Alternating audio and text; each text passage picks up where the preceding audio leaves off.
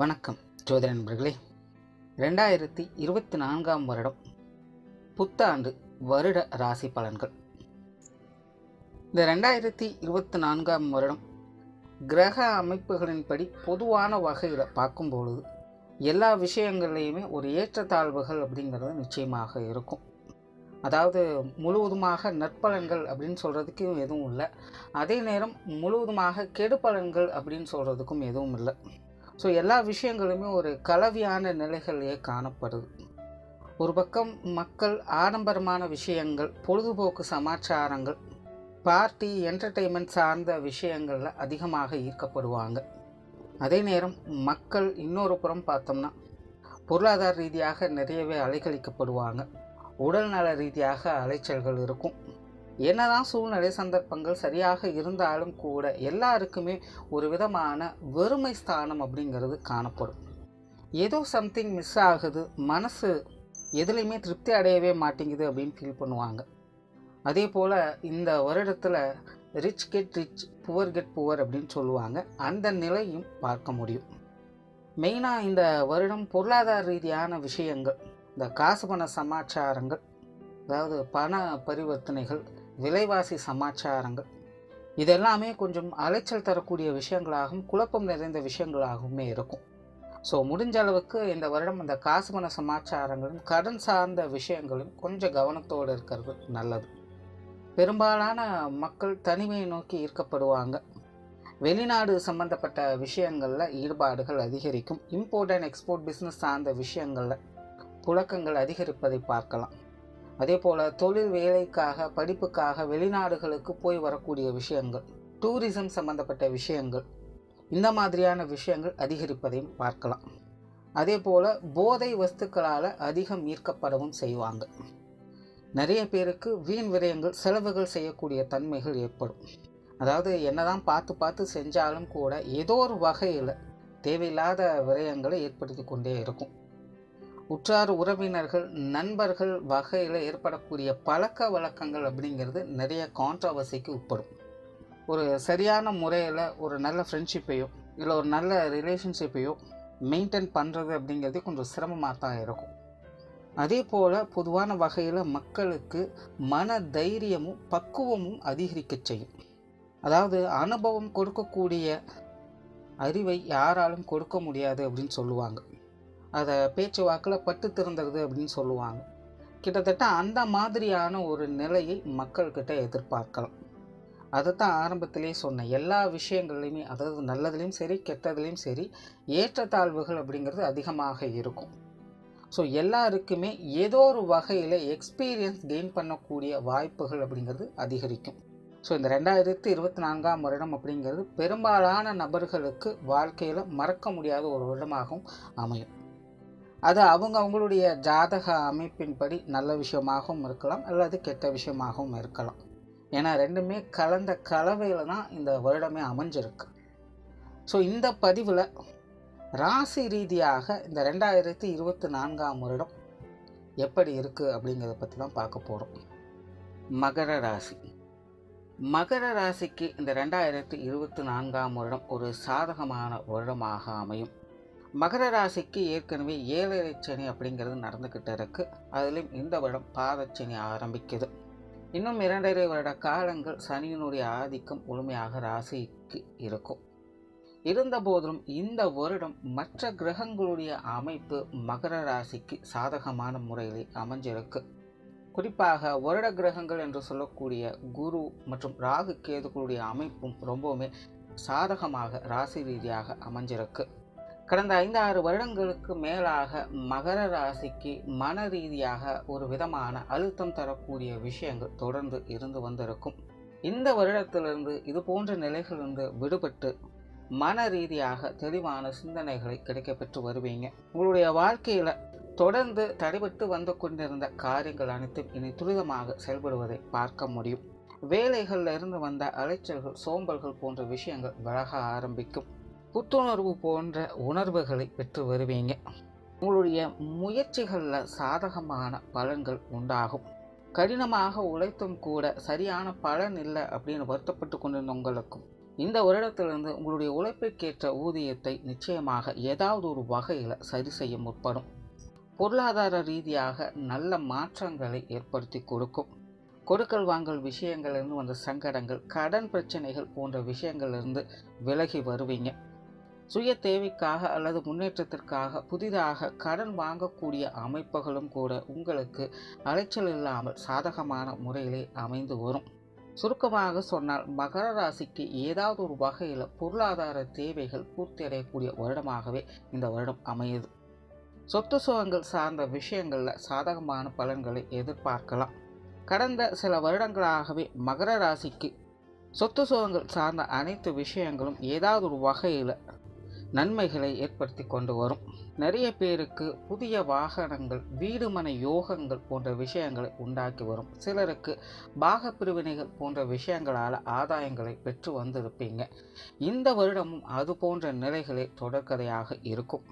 ஆகையினால மகர ராசிக்காரர்களுக்கு சொத்து சுகங்கள் சார்ந்த அனைத்து விஷயங்களுமே ஒரு சாதகமான அமைப்புகளை ஏற்படுத்தி கொடுக்கும்.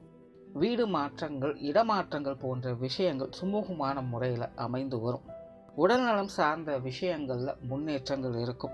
கடந்த சில வருடங்களாகவே மகர ராசிக்காரர்கள் மன ரீதியாக மட்டுமல்லாமல் உடல்நல ரீதியாகவும் மிகுந்த அலைச்சல்களுக்கும் உளைச்சல்களுக்கும் ஆளாக்கப்பட்டு வந்திருப்பீங்க. குறிப்பாக வயதில் மூத்தவங்களுக்கெல்லாம் உடல்நல பிரச்சனைகள் தவிர்க்க முடியாதாகவே இருந்து வந்திருக்கும். இந்த வருடம் முதல் உங்களுடைய உடல்நல விஷயங்களில் மருத்துவ விரயங்கள் குறைய ஆரம்பிக்கும். இருந்தபோதிலும் 7.5 சனி முழுவதுமாக முடியாத காரணத்தினால் அப்பப்போ சின்ன சின்ன உடல்நல உபாதைகள் வந்து போகவே செய்யும். இருந்தபோதிலும் பயப்படுவதற்கு எதுவும் இருக்காது.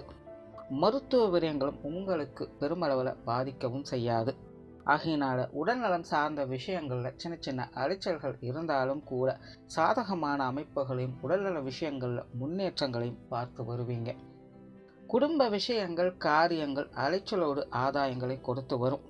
சமீப காலமாகவே மகர ராசிக்கு குடும்ப விஷயங்கள், காரியங்களில் சாதகமான விஷயங்கள் இருந்து வந்தாலும் கூட மன ரீதியான சில அழுத்தம் தரக்கூடிய விஷயங்களையும் உடன் பார்த்து வந்திருப்பாங்க. குறிப்பாக குடும்ப உறவுகள் சார்ந்த விஷயங்கள், காரியங்களில் முன்னேற்றங்கள் இருக்கும். இருந்தபோதிலும் தனிப்பட்ட முறையில் எந்த ஒரு மகிழ்ச்சியும் இல்லாத அளவிற்கு ஒரு விதமான தாக்கத்தையும் ஏற்படுத்தி வந்திருக்கும். இந்த வருடம் இது போன்ற நிலைகளிலிருந்து விடுபட்டு குடும்ப உறவுகள் வகையில், குறிப்பாக பெற்றோர்கள், உடன்பிறப்புகள் சம்பந்தப்பட்ட விஷயங்கள், குழந்தைகள் சார்ந்த விஷயங்களில் மகர ராசிக்காரர்களுக்கு ஒரு சாதகமான அமைப்புகளே உண்டாகுது. இவங்க வகையில் சுப விசேஷங்கள், சுப காரியங்கள் போன்ற அமைப்புகளையும் பார்க்க முடியும். தவிர தனிப்பட்ட முறையில் மகர ராசிக்காரர்களுக்கு திருமணம் சார்ந்த விஷயங்கள் மற்றும் புத்திரபாக்கிய அமைப்புகள் மிகவும் சாதகமான முறையிலே இருக்குது. அதிலும் குறிப்பாக புத்திரபாக்கிய அமைப்புகள் மகர ராசிக்கு கூடுதல் சிறப்புகளை கொடுத்து வரும். திருமண வரன்களுக்காகவும் புத்திரபாக்கிய அமைப்பிற்காகவும் நீண்ட காலமாக காத்து கொண்டிருப்பவர்களுக்கும் தோஷ அமைப்பு கொண்ட ஜாதகங்களுக்கும் கூட சாதகமான முறையில் விஷயங்களை அமைத்து கொடுக்கக்கூடிய வகையில் கிரக அமைப்புகள் இந்த வருடம் அமைஞ்சிருக்கு. ஆகையினால மகர ராசிக்காரங்க சுப விசேஷங்களை பார்க்கக்கூடிய வருடமாக இருக்கும். கணவன் மனைவி உறவுகள் கொஞ்சம் பட்டும்படாமல் இருக்கக்கூடிய விஷயங்களே உண்டாகும். வாழ்க்கை துணையின் வகையில் குடும்ப ரீதியான விஷயங்களில் சங்கடம் இல்லாமல் பார்த்து கொள்வது நல்லது. குறிப்பாக பேச்சுவார்த்தைகளில் கவனம் தேவை. பொதுவாகவே மகர ராசிக்காரர்களுக்கு பேச்சுவார்த்தைகளில் நிதானம் தேவைப்படக்கூடிய காலகட்டமாக இருக்கும். ஆகையினால் மற்றவர்களோடு பேச்சுவார்த்தைகளில் ஈடுபடும் பொழுது அல்லது மற்றவர்களுக்காக வாக்குறுதிகளை கொடுக்கும் பொழுதும் கூடுதல் கவனம் எடுத்துக்கங்க. காரணம், மற்ற எல்லா விஷயங்களும் உங்களுக்கு சாதகமான முறையில் இருந்தாலும் கூட பேச்சுவார்த்தைகளால் தானாகவே சங்கடங்களில் மாட்டிக்கொள்ளக்கூடிய இயல்புகளும் உடன் உண்டாகிட்டு இருக்கும்.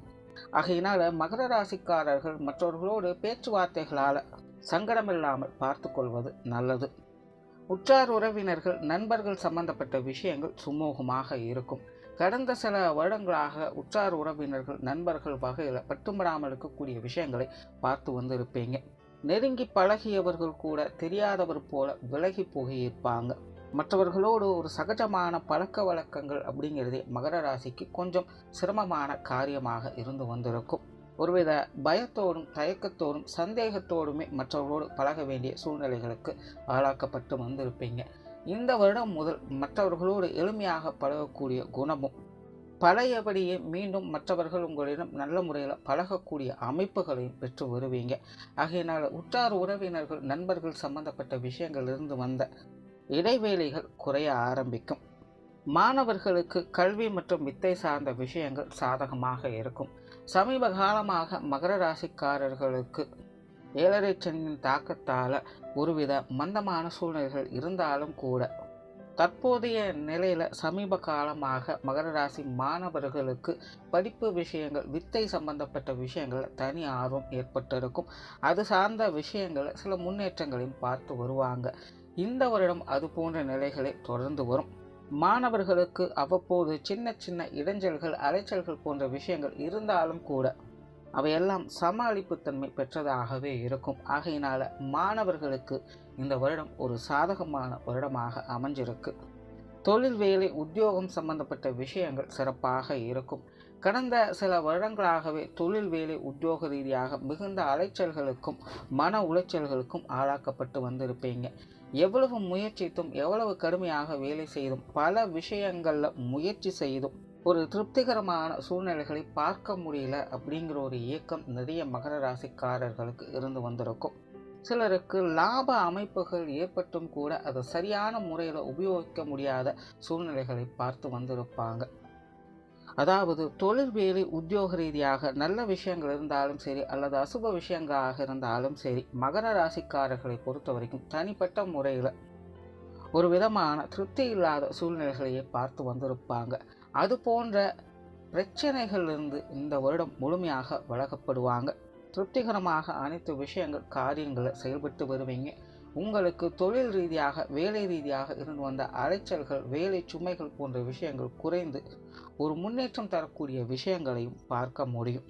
மன ரீதியாக ஒரு தெளிவான சிந்தனைகளை பெற்று வருவீங்க. புதிய விஷயங்கள் மற்றும் புதிய காரியங்களில் உங்களுடைய பங்களிப்புகள் சிறப்பாக இருக்கும்.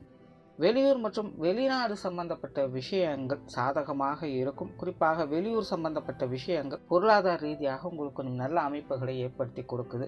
வெளிநாடு சம்பந்தப்பட்ட விஷயங்களில் அலைச்சல்கள் சற்று கூடுதலாக இருக்கும். பொறுமையாக செயல்பட்டு வந்தால் நன்மைகள் உண்டு. மொத்தத்தில் இந்த வருடம் மகர ராசியை பொறுத்த வரைக்கும் 7.5 சனியுடைய தாக்கம் ஒரு பக்கம் இருந்தாலும் கூட மற்ற கிரகங்களுடைய அமைப்புகள் உங்களுக்கு சாதகமாக வேலை செய்வதால் மகர ராசிக்காரர்களுக்கு இந்த வருடம் ஒரு சுமூகமான வருடமாகவே அமையும்.